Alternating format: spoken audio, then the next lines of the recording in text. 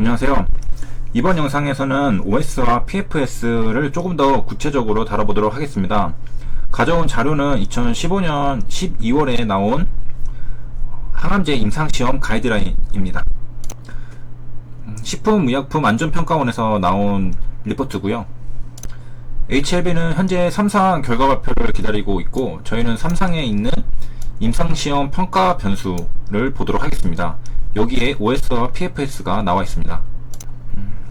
그 전에 용어 정리를 간단하게 한 번 더 해드리고 가면은, OS는 오버럴 서바이벌이라는 뜻으로 무작위 배정부터 사망까지 시간입니다. 엄청나게 어려운 말이 있는데, 치료를 시작하는 순간부터 사망까지라고 보면 됩니다.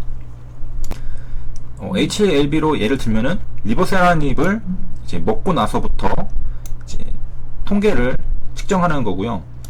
그 다음에 PFS 무진행 생존은 역시 마찬가지로 무작위 배정부터 객관적인 종양 진행 혹은 사망까지 시간이라고 또 어려운 말로 나와 있는데, 리보세라닙을 먹고 나서부터, 그러니까 치료를 시작하고 나서부터 종양이 더 커지거나 죽을 때까지의 시간을 잽니다. PD가 아닌 상태에서 PD가 되는 상태를 객관적인 종양 진행이라고 말하고, 사망은 OS에서 봤던 그 사망과 똑같은 우리가 숨이 끊어지는 걸 말하는 겁니다. 간단히 말해서 종양이 커지면 하나의 통계로 데이터가 이제 생성이 되는 겁니다. 그래서 이제 내려오면 1차 평가 변수가 있습니다. 그래서 임상은 임상적 유익성, 유닉 베네핏이라고 하는 것을 증명하여야 하고, 이거는 충분한 증거로 입증이 되어야 한다고 합니다.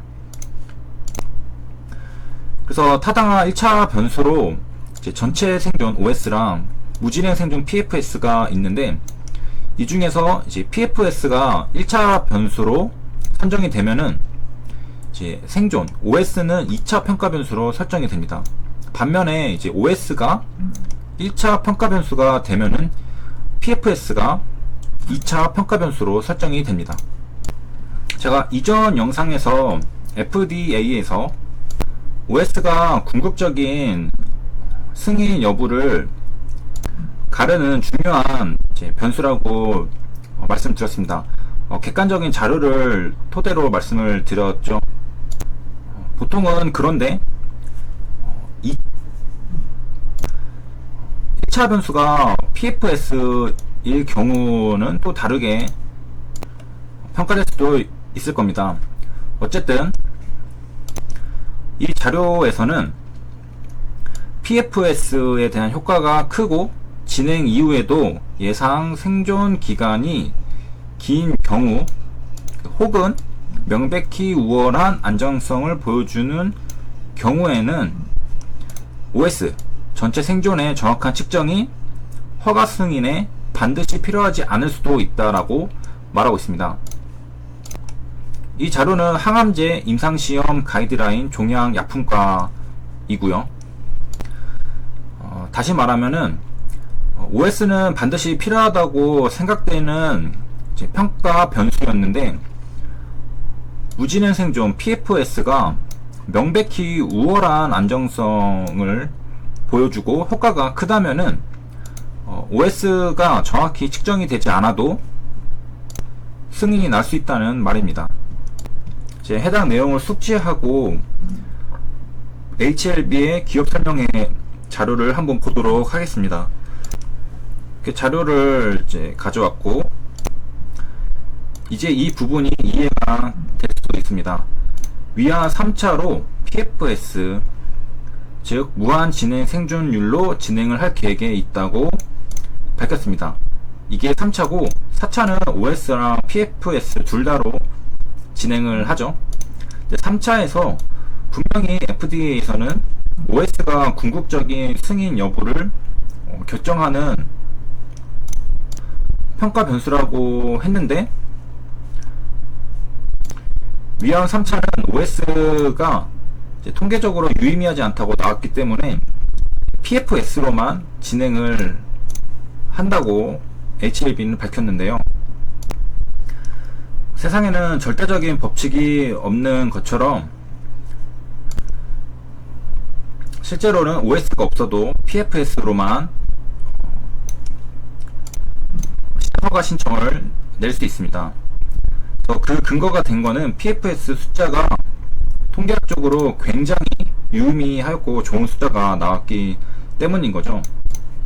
다시 그 이전 자료로 돌아가서 보면은 PFS가 효과가 크고 명백히 우월한 안정성을 보여주는 경우에는 OS가 반드시 필요하지 않을 수도 있다라고 말한 게 HLB에서는 위안 3차 PFS로 진행하는 계획에 해당하는 거라고 볼 수 있겠습니다. 그리고 이제 눈에 띄어서 이제 말씀드리는 건데, 프라이머리 엔드포인트가 이제 완료됐다. 이게 무슨 말인지 모르실 수도 있는데, 우리가 이제 1차 평가 변수에 OS랑 PFS가 있었잖아요. 그 옆에 프라이머리 엔드포인트가 있습니다. 즉 1차 평가 변수. 1차 평가 변수가 완료됐다. 그러니까 즉 OS나 PFS 등을 말하는 거죠. 그래서 바이오는 이제 아무래도 영어가 많이 나오다 보니까 전공자가 아니라면은 잘 모를 수도 있는 부분이 많습니다. 모르는 게 당연한 거고, 제가 앞으로도 이제 빠짐없이 하나씩 다 정리를 해 드리겠습니다.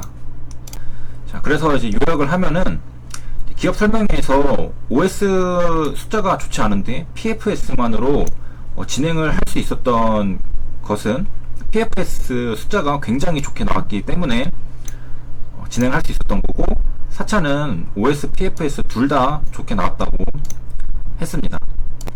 그러나 이제 기본은 OS가 중요한 거죠.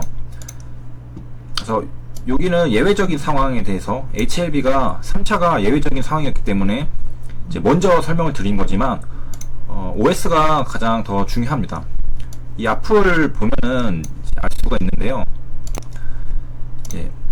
전체 생존 OS가 2차 평가 변수인 경우에, 이 경우에도 OS는 시험 치료 영향을 정확하게 측정되어야 한다라고 말하고 있습니다. OS가 1차 평가 변수고 PFS가 2차 평가 변수일 경우에는 PFS가 다소 부정확해도 뭐 그러려니 할 수도 있다는 뉘앙스죠. 하지만 이제 OS가 2차 평가 변수인 경우에도 PFS랑 OS 둘 다 정확하게 측정이 되어야 한다는 것을 말해주고 있습니다. 그래서 OS는 다시 한번 이제 언급을 해드리면 정확하게 측정이 되어야 한다. 이제 오해하지 않으셔야 될 것은, PFS가 숫자가 상당히 좋게, 통계적으로 상당히 유의미하게 나왔을 경우에만 이제 OS가 이제 허가 승인에 반드시 필요한 게 아니라는 거고, 일반적인 경우에는 PFS랑 OS 둘 다 숫자가 좋게 나와야 합니다. 그래서 이제 지금까지 이제 PFS 숫자가 좋을 경우 OS가 필요하지 않을 수도 있다는 내용을 다뤘고요. 이제 다음 영상들에서 설명하기 위해 배경 지식으로 간단하게 용어들을 설명을 해 드리겠습니다. 아무래도 조금이라도 더 친숙해진 상태로 영상들을 보면은 더 이해가 빠르겠죠. 그래서 이제 3상, 제 3상은 페이스 3라고 합니다. 그래서 페이스 1, 페이스 2, 페이스 3는 각각 1상, 2상, 3상이라고 하고요. 우리가 바이오 관련해서 이렇게 페이스 3가 있으면 임상 3상이구나 라고 아시면 됩니다. 그리고 이러한 이제 임상 시험은 무작위 배정을 해서 대조군 비교 연구여야 한다고 합니다. 즉 비교를 해보는 거죠. 무슨 말이냐면은, 약을 처방받은 사람과 약을 처방받지 않은 사람으로 나눠서 효과가 유의미하게 더 좋았는지를 평가를 하는 겁니다. 그러니까 약을 먹은 사람이 약을 먹지 않은 사람보다 더 치료가 잘 되어 있다라고 통계적으로 검증이 되어야 이 약이 정말 효과가 있다는 건지 알 수 있기 때문이죠.